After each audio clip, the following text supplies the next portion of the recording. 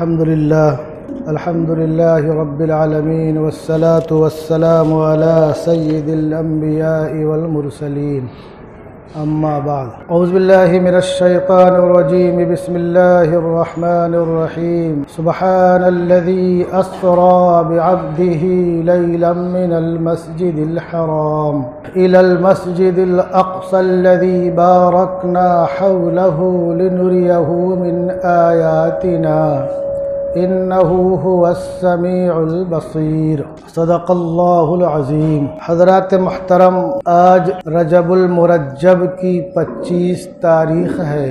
رجب کے مہینے کے تعلق سے 27ویں شب کے تعلق سے یہ ہے کہ وہ شب معراج ہے، جبکہ شب معراج کے بارے میں کافی اختلاف ہے کہ کس تاریخ کو کس مہینے میں اللہ تبارک و تعالی نے اپنے محبوب کو معراج سے مشرف فرمایا، لیکن مشہور زیادہ 27ویں شب ہی ہے، 26 اور 27 کے بیچ والی رات اللہ تبارک و تعالی نے اپنے محبوب کو بہت سے معجزات سے نوازا، اور ایک عظیم معجزہ خود قرآن کریم ہے جو رہتی دنیا تک نسل انسانی کے لیے ہدایت کا ذریعہ ہے، اور تا صبح قیامت اس میں ایک نقطے کا بھی فرق نہیں آئے گا، کیونکہ اللہ تبارک و تعالی نے قرآن کی حفاظت کی ذمہ داری خود لی۔ پھر ایک اور بہت ہی عظیم اور بہت ہی بڑا معجزہ جو ہے وہ جناب رسول اللہ صلی اللہ علیہ وسلم کا ایک ہی شب میں تھوڑی گھڑی میں مسجد حرام سے مسجد اقصی تک اور پھر مسجد اقصی سے عالم بالا تک کا سفر ہے۔ یہ سفر اللہ تبارک و تعالی نے اپنے محبوب کو جسمانی طور پر کرایا، خواب نہیں ہے جسمانی طور پر اللہ تبارک و تعالی نے اپنے محبوب کو یہ بلندی اور یہ امتیاز، یہ شرف عطا فرمایا۔ اس کے پیچھے اور پہلے کی باتیں بھی بہت ہی عجیب ہیں، عجیب بئی معنی ہے کہ جب اللہ تبارک و تعالی نے جناب رسول اللہ صلی اللہ علیہ وسلم پر پہلی وحی کا نزول فرمایا تو تقریباً 3 سال تک آپ خفیہ طریقے سے اسلام کی دعوت کا کام کرتے رہے۔ اللہ نے فرمایا یا ایھا الرسول بلغ ما انزل الیک من ربک وان لم تفعل فما بلغت رسالتہ، اے میرے محبوب، اللہ کی طرف سے آپ پر جو اتارا گیا اس کو آپ پہنچاؤ۔ اگر آپ نے ایسا نہیں کیا تو گویا کہ آپ نے اللہ کے پیغام کو عام نہیں کیا۔ 3 سال تک آپ خاموشی سے خفیہ طریقے سے اللہ کے پیغام کو عام کرتے رہے۔ 3 سال کے بعد ایک آیت نازل ہوئی فاصدع بما تؤمر واعرض عن المشرکین، کہ اے میرے محبوب جو آپ کو حکم دیا گیا ہے اس کو عام کرو، اور جو مشرکین ہیں ان سے اعراض کرو۔ کوئی زور زبردستی نہیں، کوئی دھکا مکی نہیں، کوئی چیخ و پکار نہیں۔ تو آپ نے اعلانیہ طور پر اللہ کے کلمے کی تبلیغ شروع کی۔ یہ کرنا تھا کہ ہر 4 جانب سے آپ پر ظلم و زیادتی کے پہاڑ توڑے جانے لگے، ہر طرح سے آپ کو ستایا جانے لگا، پریشان کیا جانے لگا، آپ کے راستے میں کانٹے بچھائے گئے، آپ کے سر مبارک پر اوجھڑی ڈالی گئی، گرد و غبار ڈالا گیا، آپ کے گلے میں چادر کا پھندا ڈال کر کے آپ کو پھانسی دینے کی کوشش کی گئی۔ غرض کی جو بھی ظلم و زیادتی ان کے بس میں تھی وہ کر گزرنے کو تیار تھے، لیکن اللہ کا حکم تھا، اللہ کے پیغام کو عام کرنا تھا۔ اللہ نے فرمایا کما صبر اولو العزم من الرسل، اے میرے محبوب آپ ایسے ہی جمے رہیے اور صبر کیجئے جیسا کہ رسولوں میں سے اولو العزم رسولوں نے صبر کیا۔ آپ جمے رہے، ڈٹے رہے۔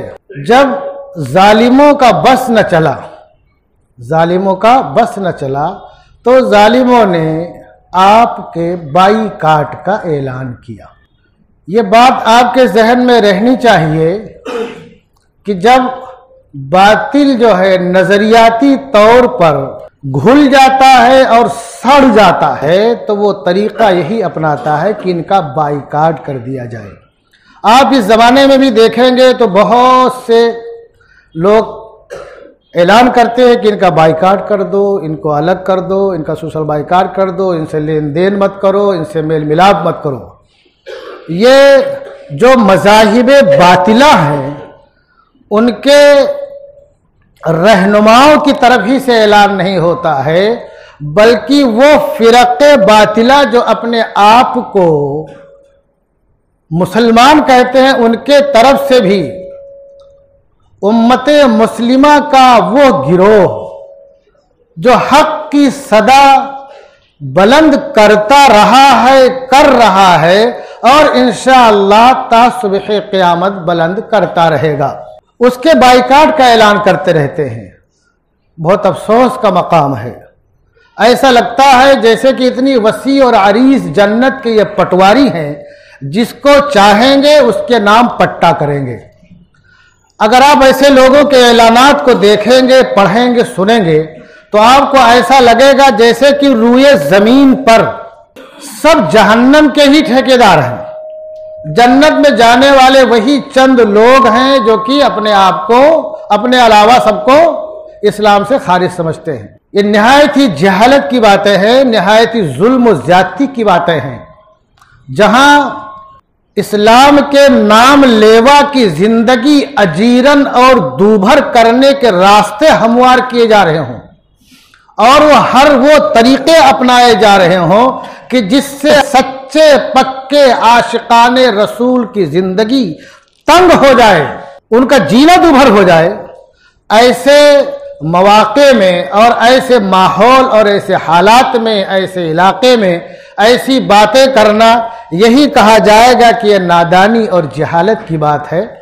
گویا کہ ان لوگوں نے اللہ کی رحمت کا اندازہ ہی نہیں لگا پائے۔ لوگ اللہ کی رحمت کتنی وسیع ہے۔ اللہ کے براہ ارشاد فرماتے ہیں کہ من صلی صلاتنا واستقبل قبلتنا واکل ذبیحتنا، جو ہماری طرح نماز پڑھے، جو ہماری نماز پڑھے اور ہمارے قبلے کی طرف رخ کرے اور جو ہمارا ذبیحہ کھائے، تو اس کو حقیر و ذلیل مت سمجھو، وہ اللہ کے ذمے میں ہے، یعنی کہ وہ مومن ہے، اللہ کا بندہ ہے، اللہ کے دربار میں سر نیاز جھکانے والا ہے۔ تو ہم کون ہوتے ہیں لوگوں کو اسلام سے خارج کرنے والے؟ ہمارے بس میں تو یہ نہیں ہے کہ ہم اللہ کے رسول کے مشن کو لے کر کے چلیں اور دوسروں کو اللہ کی رحمت کے آغوش میں لانے والے بنیں۔ ہاں، ہمارے لیے یہ آسان ہے کہ اللہ کی رحمت سے دور کرنے کا ٹھیکہ ہم نے لے لیا۔ میں عرض کر رہا تھا کہ جب جناب رسول اللہ صلی اللہ علیہ وسلم نے پیغام حق کو عام کرنے کی کوشش کی تو ہر چہار جانب سے آپ کی مخالفت ہوئی، اور مخالفت یہاں تک بڑھی کہ لوگوں نے یہ طے کر لیا کہ ان کا بائیکاٹ کیا جائے۔ بائیکاٹ کیا گیا۔ تقریباً 3 سال تک آپ شعب ابی طالب میں محصور تھے، نظر بند تھے۔ آپ کے ساتھ آپ کے کنبہ اور خاندان کے لوگ تھے۔ خواجہ ابو طالب تھے جو اس وقت اپنے آپ کے خاندان کے سردار تھے، اور کھانے پینے کی اتنی دقتیں تھیں۔ ہم بہت کم ایسے لوگ ہوں گے جو اپاس کرتے ہوں گے، جن کو فاقہ ہوتا ہوگا۔ اندازہ لگاؤ کہ عورتیں چیختی تھی کہ ہم تو، ہمارا تو جانے دو، بچے کا کیا ہوگا۔ کچھ لوگوں نے کہا کہ اتنی پریشانی ہو گئی کھانے پینے کی، پتے کھاتے تھے اور مینگنی کرتے تھے۔ جو ٹوائلٹ جاتے آدمی غذا کھائے گا تو اسی حساب سے بن کے باہر آئے گا۔ پتے کھائے گا جیسے بکری پتا کھاتی ہے، جیسے وہ مینگنی کرتی ہے، ایسے مینگنیاں کرتے تھے۔ ایک صحابی واقعہ بتاتے ہیں کہ ہم پیشاب کرنے گئے تو ہم نے کچھ اندھیرے رات کی تاریکی تھی، ایک کھڑکھڑاہٹ محسوس ہوئی تو ہم نے سمجھا کوئی چیز ہے۔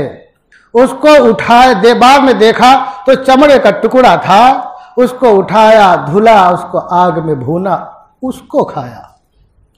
کتنی اذیت ناک زندگی تھی، کتنی پریشانی کا عالم تھا، لیکن ایسی پریشانی اور تکلیف دہ زندگی میں بھی آپ نے اللہ کے کلمے کو عام کرنے سے دستبرداری کا اعلان نہیں کیا۔ یہ مصیبت اور اذیت ناک زندگی، پریشان کن زندگی تقریباً 3 سال تک تھی۔ ان 3 سالوں کے بعد جب نظر بندی ختم ہو گئی اور باہر آئے، 7 یا 8 مہینے بعد آپ کے وہ شفیق چچا ہر محاذ پر کھڑے رہتے تھے۔ یہ حقیقت ہے کہ ان کا خوف تھا، ان کا دبدبا اور رعب تھا باطل کے دلوں میں، آپ پر وار کرنے سے بچتے تھے، جان لیوا وار کرنے سے۔ وہ شفیق چچا بھی دنیا سے رخصت ہو گئے 8 مہینے بعد تقریباً، جو آپ کے لیے سد سکندری تھے۔ اور اس کے 5-3 یا کچھ دن کے بعد ام المؤمنین حضرت خدیجہ رضی اللہ تعالی عنہا، جو حجاز کی مالدار ترین خاتون تھیں، میں مالدار ترین بولتا ہوں، ایک بہت بڑی بزنس مین تھی، اور اس زمانے کے اعتبار سے جو ورلڈ معاشی جو بین الاقوامی جو معاشیات کی جو کمیٹی تھی، اس کی وہ ایک رکن تھی، ممبر تھی، اور ان کو ویٹو پاور بھی حاصل تھا۔ اللہ نے اتنا ان کو نوازا تھا، اتنا بڑا کاروبار ان کا تھا۔ بھی دنیا سے رخصت ہو گئی۔ سب سے پہلی آپ کی شخصیت ہے کہ جب جناب رسول اللہ صلی اللہ علیہ وسلم پر وحی کا نزول ہوا اور آپ نے سنا تو سب سے پہلے کلمہ انہوں نے پڑھا، اور اس کے بعد جو مصائب اور آلام آتے رہے، انہوں نے اپنے مال کو گویا کہ دونوں ہاتھوں سے جناب رسول اللہ صلی اللہ علیہ وسلم پر لٹایا۔ وہ آپ کی مشیر بھی تھیں، غم گسار بھی تھیں، آپ کی دل جوئی اور دل بستگی کا سامان بھی تھیں۔ وہ بھی دنیا سے رخصت ہو گئیں۔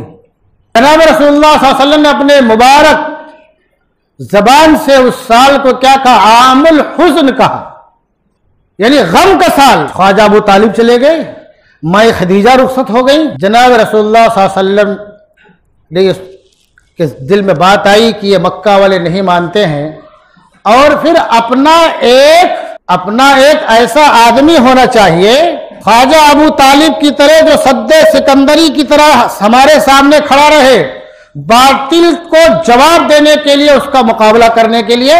بڑا قبیلہ تھا، مشہور قبیلہ تھا بنو ثقیف کا، جو کہ طائف میں آباد تھا۔ آپ وہاں تشریف لے گئے، لیکن وہاں کے جو سردار تھے، اس کے 3 لڑکے تھے، تینوں نے بہت ہی عجیب غریب جواب دیا، اور ایسا جواب دیا کہ مہذب دنیا ایسا جواب نہیں دیتی ہے، اور جواب ہی نہیں دیا، اپنے لونڈوں کو اور اوباشوں کو آپ کے پیچھے لگا دیا کہ اس کو نکال دو شہر سے باہر، پتھرے مار مار کر کے۔ ان اوباشوں نے، ان لڑکوں نے ایسی آپ پر پتھروں کی بارش کی کہ جنمائی عائشہ کہتی ہے کہ ہم نے پوچھا کہ احد سے زیادہ بھی آپ پر کوئی تکلیف کا دن آیا؟ آپ نے فرمایا تمہاری قوم کے لوگوں نے جو ستایا ہی، لیکن طائف کا سفر اس سے کہیں زیادہ پرأس تکلیف ہے۔ آپ لہو لہان ہو گئے، آپ کی جوتیاں خون سے تر ہو گئیں، جوتیاں خون سے بھر گئیں۔ پھر آپ وہاں سے آئے تو عتبہ اور شیبہ کا باغ تھا، اس میں آپ داخل ہو گئے تو وہاں سے اوباش باہر چلے گئے، اور وہاں جو کام کرنے والے تھے عداس نینوی نصرانی تھے، وہ آ کے دیکھا، انہوں نے تو جا کے اپنے آقا سے کہا، تو ان لوگوں نے تشت میں انگور دیا کہ جا کے دے دو، کیونکہ عربوں کے یہاں دستور تھا مہمان نوازی، لیکن طائف والوں نے مہمان نوازی بھی نہیں کی، پانی بھی نہیں پوچھا۔ یہاں باغ میں تشت میں انگور لے کر کے آئے تو جناب رسول اللہ صلی اللہ علیہ وسلم نے بسم اللہ کر کے انگور کھانا شروع کیا۔ کھا رہے آپ؟ یہ تو یہاں کے لوگ نہیں بولتے ہیں۔ تو آپ نے پوچھا تم کہاں کے ہو؟ کہا میں نینوا کا ہوں۔ تو کہا اچھا ہمارے بھائی یونس بن متا کے علاقے کے ہو۔ کہا ان کو جانتے ہو؟ کہاں کا؟ وہ پیغمبر تھے، میں بھی پیغمبر ہوں۔ تو عداس نے آپ کے ہاتھوں کو بوسہ دیا، پھر آپ نے وہی جو بہت لمبی چوڑی دعا کی ہے، بہت ہی عاجزی کے ساتھ اپنے درد کا اظہار کیا ہے۔ بہت سی دعائیں ہیں، لیکن اتنا درد، اتنی تکلیف کا اظہار آپ نے کسی دعا میں شاید کی نہیں کیا، اتنا وہاں کیا۔ تو اللہ تبارک و تعالیٰ کی طرف سے فرشتوں کو جاؤ میرے محبوب جو کہتے ہیں، جاؤ ان کو بولو اگر چاہتے ہیں تو ان کو آبادی کو پورا 2 پہاڑوں کے بیچ میں پیس کے رکھ دے، جل کر خاک ہو جائے سب۔ آپ نے کہا نہیں، فرشتوں سے آپ نے کہا نہیں، یہ نہیں تو ان کی نسلیں ایمان لائیں گی۔ یہ وہ رافت و رحمت ہے جو اللہ تبارک و تعالیٰ نے آپ کو کیا کہا، وَبِالْمُؤْمِنِينَ رَؤُوفٌ الرحیم۔ اتنا ظلم کیا، اتنی زیادتی کی، پھر بھی آپ کیا کہتے نہیں، میں تو قہر و غضب بن کر نہیں آیا ہوں۔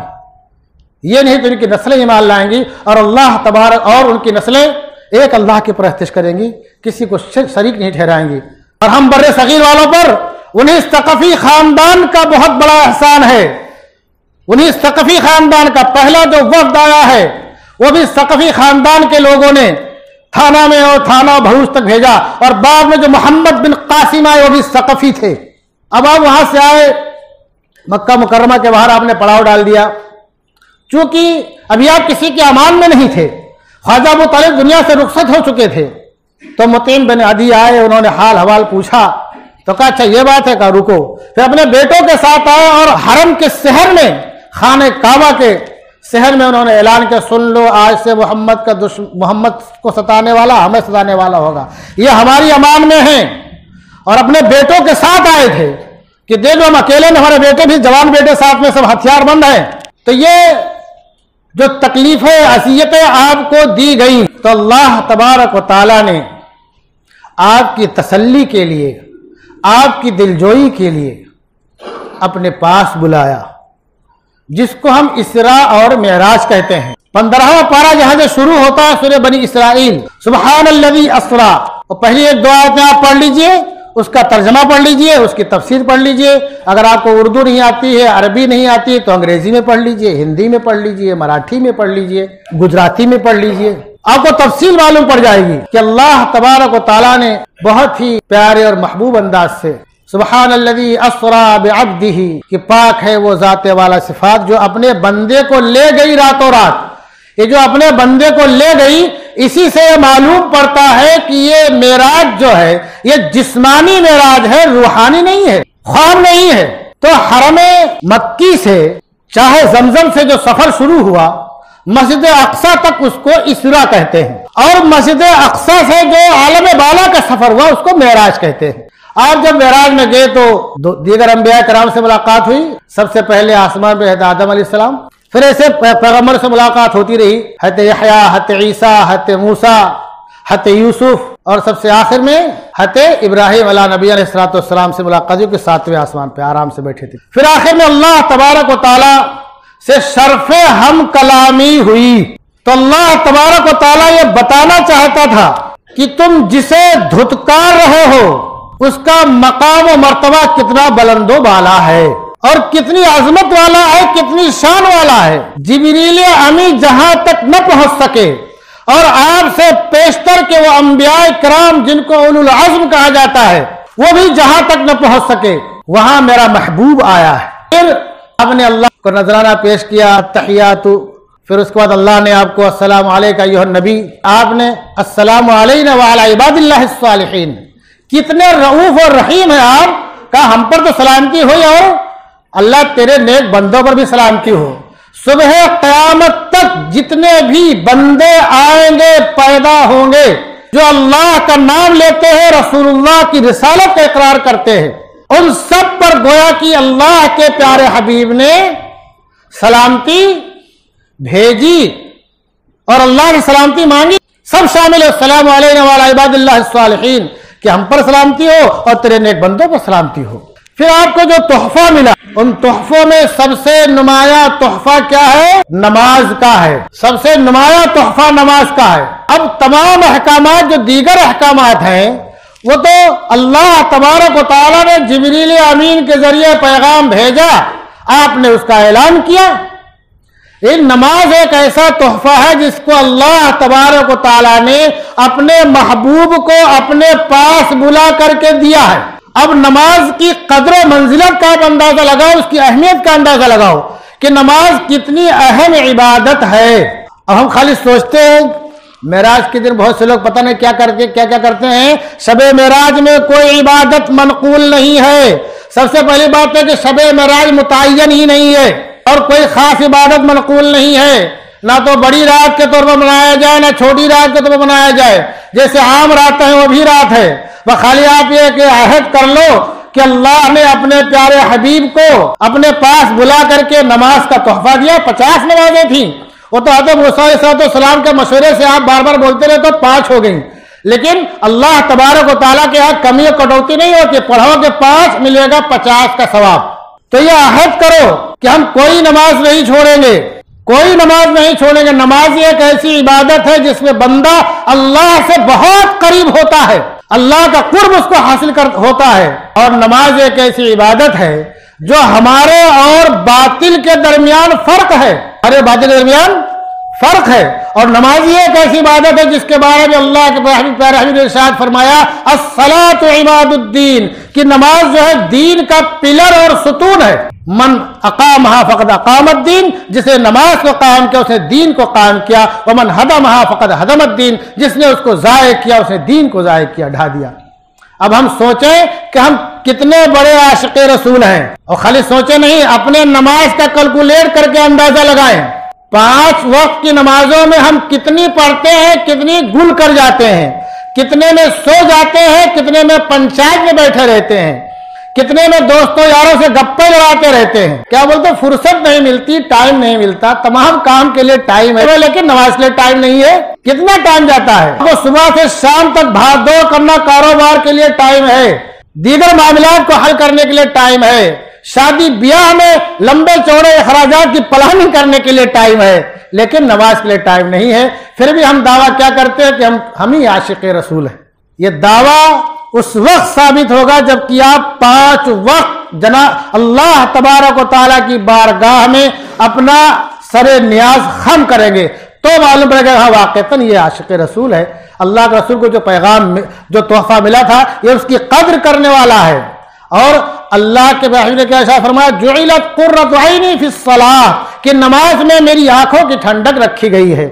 اب ہم نماز چھوڑ کر کے، مذاق اڑا کر کے، بعض دفعہ نمازیوں کو بیوقوف اور پاگل کہہ کر کے اللہ کے پیارے حبیب کی آنکھوں کو ٹھنڈک پہنچا رہے ہیں کہ آپ کی آنکھوں کو تکلیف پہنچا رہے ہیں۔ یہ ہم خود فیصلہ کر سکتے ہیں۔ اللہ تبارک و تعالی ہم تمام لوگوں کو، اہل و عیال کو، نسلوں کو نماز کا پابند بنائے، اسلام پر باقی رکھے، ایمان پر خاتمہ فرمائے، شہادت کی مہر نصیب فرمائے، اور جناب رسول اللہ صلی اللہ علیہ وسلم کے محبوب شہر میں مدفون ہونے کی سعادت عطا فرمائے۔ وما علینا الا البلاغ۔